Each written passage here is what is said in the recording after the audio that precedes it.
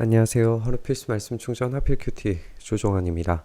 오늘 함께 나눌 하나님 말씀은 마태복음 19장 13절에서 30절까지 말씀입니다. 그때 사람들이 예수께 어린이들을 데리고 와서 손을 얹어서 기도하여 주시기를 바랍니다. 그런데 제자들이 그들을 꾸짖습니다. 예수님은 어린아이를 내세우시고 어린아이처럼 되어라. 절대 의존적 존재가 되라. 그렇게 가르치셨었습니다. 그런데 제자들은 그런 어린아이들을 지금 막아서고 있어요. 아마 여기에서 제자들이 그들을 꾸짖었다라고 하는 표현으로 봐서 어른들이 데리고 왔다라기보다는 그들 어린이들 스스로가 찾아온 것처럼 보이기도 합니다. 제자들은 지금 그런 아이들이 왕이 되실 분의 사역을 가로막는 것처럼 보였을 수 있어요. 그는 여전히 예수님의 참된 가르침에서 멀어져 있는 존재처럼 보입니다.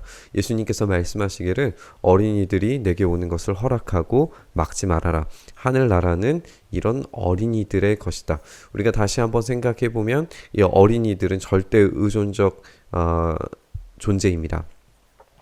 절대 의존의 존재이기 때문에 부모가 없이는, 그리고 그들을 보호해 줄 사람이 없이는 그들이 살아갈 수 있는 능력이, 힘이 전무한 존재들입니다. 그런 어린 아이들처럼 되지 않으면 하늘나라에 들어갈 수 없습니다. 오늘 이 본문에서 대비가 되는 것은 이 어린 아이와 이 부자입니다.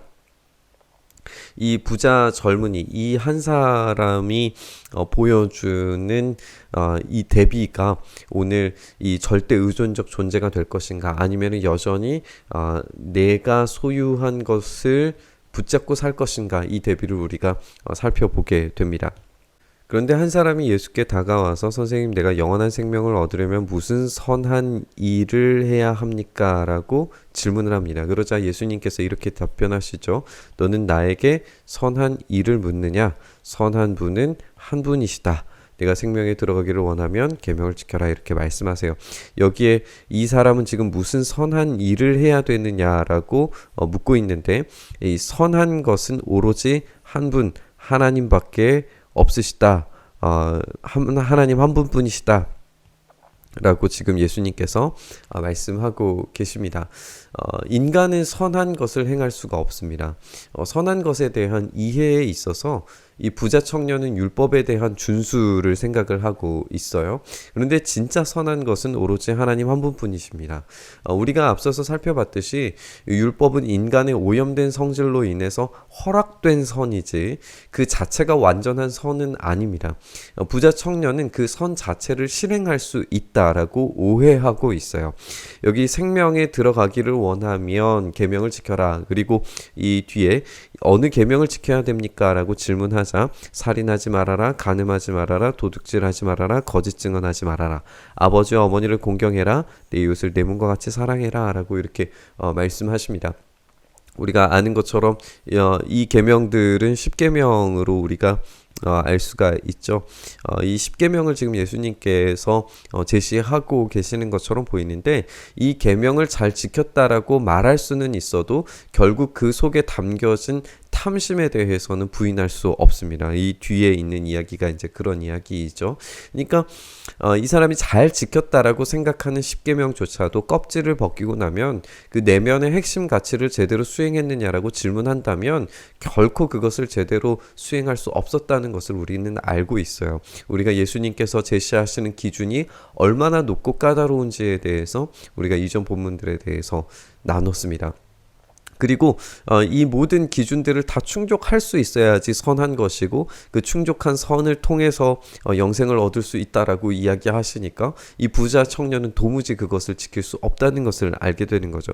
젊은이가 예수께 말하기를 이 모든 것을 다 지켰습니다. 무엇이 부족합니까? 라고 이야기하는데 예수님께서 그의 마음을 이제 드러내시는 거죠. 내가 완전한 사람이 되려고 하면 내 소유를 팔아서 가난한 사람에게 주어라. 그러면 내가 하늘에서 보화를 차지하게 될 것이다. 그리고 와서 나를 따라라. 젊은이는 근심하면서 떠나갑니다. 재산이 많았기 때문이다 라고 이렇게 설명하고 있습니다. 이 청년은 돈과 예수님 둘 중에서 하나를 선택해야 합니다. 진짜 참된 계명의 완성이신 예수 그리스도를 선택해야 했지만 그는 슬퍼하면서 떠나게 됩니다. 돈이 이긴 거죠. 하늘나라는 모든 것을 팔아서라도 사야 할 만큼 가치 있는 겁니다.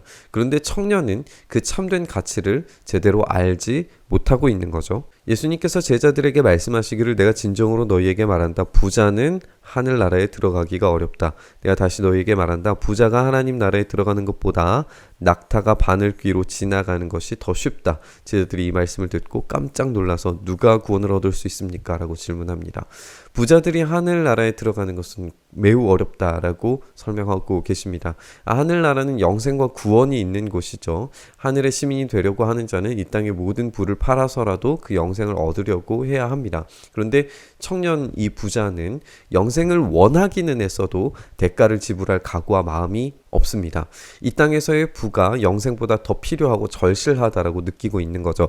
여기에 낙타가 바늘귀로 지나가는 것이라고 하는 것은 유대의 속담입니다. 불가능을 표현하는 말이에요. 다른 이제 당시의 속담을 살펴보면 코끼리가 바늘 구멍으로 들어간다라고 하는 이런 표현들로 불가능을 표현하기도 했습니다. 그러니까 이것은 일반 관용적 표현에서 불가능하다라고 하는 그런 일반적인 말이라고 우리가 읽을 수 있습니다.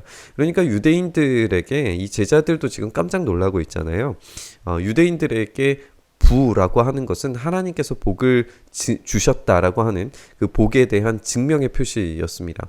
부자가 하나님의 복을 받은 사람이라고 하는 전제가 이 제자들에게도 이미 깔려 있었던 거죠. 그러니까 깜짝 놀란 겁니다. 그 부가 아무런 구원에 소용이 없다라고 생각하니까 이 자기들의 세계관에서는 이해가 되지 않는 거죠. 그런데 예수님은 그들의 구원이 이 땅의 것, 그들의 행위나 어떤 물질로 얻어질 수 없다고 하는 것을 단언하고 계십니다. 그래서 예수님께서 그들을 눈여겨보시고 말씀하십니다. 사람은 이 일을 할 수 없으나 하나님은 무슨 일이든지 다 하실 수 있다. 모든 일이라고 그렇게 해석을 할 수도 있을 것 같아요. 하나님은 모든 일을 하실 수 있습니다. 이 사람은 이 구원에 대한 일들에 대해서는 전적으로 무능한 자들입니다. 예수님의 말씀의 핵심은 어떤 경우에서든지 구원이 사람에게서 획득할 수 있는 것이 아니라는 사실입니다. 하나님의 능력은 어린 아이도 부자도 제자도 무리도 하늘나라에 들어갈 수 있게 만드실 수 있습니다. 근데 이제 이들에게 필요한 유일한 것은 하나님의 그 능력에 자신을 절대 의존적 태도로 온전히 맡길 수 있느냐는 것일 거예요. 그것에 이제 전적으로 맡기는 자들, 그런 제자들의 모습을 우리가 이제 살펴보아야 합니다. 베드로가 예수님께 말하기를 보십시오. 우리는 모든 것을 버리고 선생님을 따랐습니다. 우리가 무엇을 받겠습니까? 라고 질문을 합니다. 사실 이들이 진짜 모든 것을 다 버린 건 아니에요.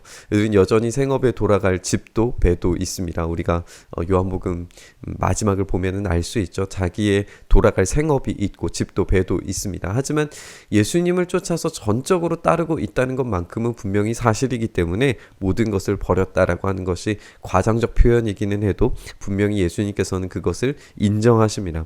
예수님께서 그들에게 말씀하시기를 내가 진정으로 너희에게 말한다. 새 세상에서 인자가 자기의 영광스러운 보좌에 앉을 때에 나를 따라온 너희도 12 보좌에 앉아서 이스라엘 12지파를 심판하게 될 것이다. 내 이름을 위하여 집이나 형제나 자매나 아버지나 어머니나 자식이나 땅을 버린 사람은 100배나 받을 것이고 영원한 생명을 물려받을 것이다 라고 이렇게 말씀하십니다. 예수님은 최후의 날에 심판대에 앉으실 겁니다. 심판의 행위와 관련해서 제자들은 마치 그 통치자의 역할에 동참하게 되리라는 것을 오늘 이 본문을 통해서 생각을 해보고 살펴볼 수 있습니다. 이 시점이 최후의 심판에서만 실행될까를 우리가 질문해 볼 수 있을 것 같아요. 이 12 보좌에 앉아서 12지파를 심판한다는 것이 최후 종말에서만 일어날 것인가?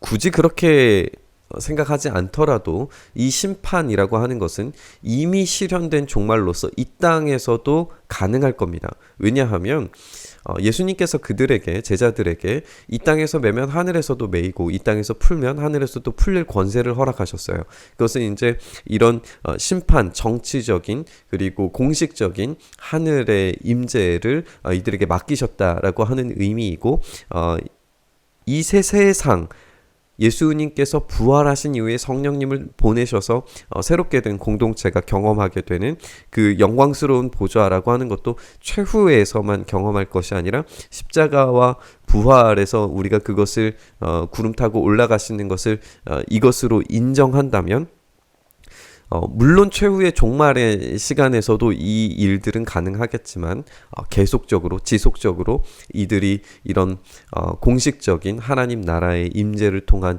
역사를 경험할 수 있으리라는 것을 우리가 기대할 수 있고 생각할 수 있는 거죠. 이렇게 모든 것을 버린 사람은 100배나 받을 것이다. 우리 이제 씨를 뿌리는 농부의 예화를 생각해 보면 좋은 밭에 뿌려진 씨가 30배, 60배, 100배의 결실을 돌려받게 되죠. 이 전적인 의존적 태도로서 모든 것을 하나님께 다 드리는 사람은 모든 것을 다 버리는 게 아닙니다. 이것은 마치 씨를 뿌리는 행위와도 같아서 100배로 결실할 좋은 밭을 준비하는 것이기도 합니다. 그렇기 때문에 이런 영원한 생명과 100배나 얻게 될 추수할 것을 기대하게 되는 거죠. 이 이야기의 끝은 첫째가 된 사람이 꼴찌가 되고 꼴찌가 된 사람들이 첫째가 되는 경우가 많을 것이다 라고 이렇게 끝이 납니다. 우월감을 갖는 이들에게는 경각심을 주고 꼴찌들에게는 위로를 주죠. 부자 청년은 하늘나라에 들어가지 못할 겁니다. 그런데 어린 아이들은 하늘나라에 들어갈 거예요. 이 위대한 역전이 이 눈앞에 펼쳐지고 있는 것을 우리가 보게 됩니다. 모든 것을 버린다는 것에 두려움을 가질 필요는 없는 것 같습니다. 우리 주님은 우리를 그렇게 매정하게 대하시는 분도 잔인하게 우리 삶을 착취하시는 분도 아니십니다. 다만 우리가 하나님께 전적인 의존적 태도를 가질 수 있는지 없는지를 보십니다. 우리가 구원의 시작이 우리의 힘과 능력과 재력에 달려있지 않다는 사실을 깊이 인식해야 됩니다. 우리는 어떤 것으로도 구원을 쟁취해낼 수 없습니다. 그렇기 때문에 우리는 절대 의존적 태도로 무한하신 하나님의 은혜에 기댈 수밖에 없는 거죠. 이 무한한 은혜의 근원, 구원의 완성이신 분께서 그 모든 계명을 다 완성하신 분이시기 때문에, 그분이 바로 우리 주님 예수 그리스도시기 때문에 그 은혜에 합당한 삶, 전적인 의존적인 삶을 살 때에 그 놀라운 십자가 공로의 효과가 우리의 것이 되는 거죠. 오늘 이 구원이 오로지 하나님께만 있고 우리의 믿음 없음과 부족함으로 도무지 그 영생의 은혜를 우리의 힘으로 얻을 수 없다라고 고백하면서 전적으로 의존적 태도를 가지면서 이 부자 청년과 같은 태도가 아니라 어린 아이와 같은 그런 순수하고 전적인 의존을 주님께 드리는 그 태도를 주님께 올려드리면서 결국에 마침내 우리의 삶에 모든 것을 다 드린 것 같은데 그것에 넘치게 100배나 더하여서 그 영생과 그 놀라운 상급을 주실 주님을 우리가 기대하면서 묵상의 자리로 나아갔으면 좋겠습니다. 그렇습니다. 우리에게 그 상 주실 분이심을 우리가 믿음으로 바라봅니다. 우리가 자격 없는 자인 줄 압니다. 그러나 우리에게 그 약속을 주신 분 또한 우리 주님임을 믿습니다. 우리의 연약함을 불쌍히 여기시고 긍휼히 여겨주시고 우리에게 상 주시는 그 놀라우신 은혜를 다시 깊이 묵상하며 우리가 전적인 의존적 태도를 가지고 주님께 오늘도 우리의 삶 전체를 드리는 우리의 시간 우리의 삶 전체가 될 수 있게 하여 주시옵소서. 이렇게 우리의 삶 붙드시길 소망하며 우리 주님 예수님 이름으로 기도드리옵나이다. 아멘.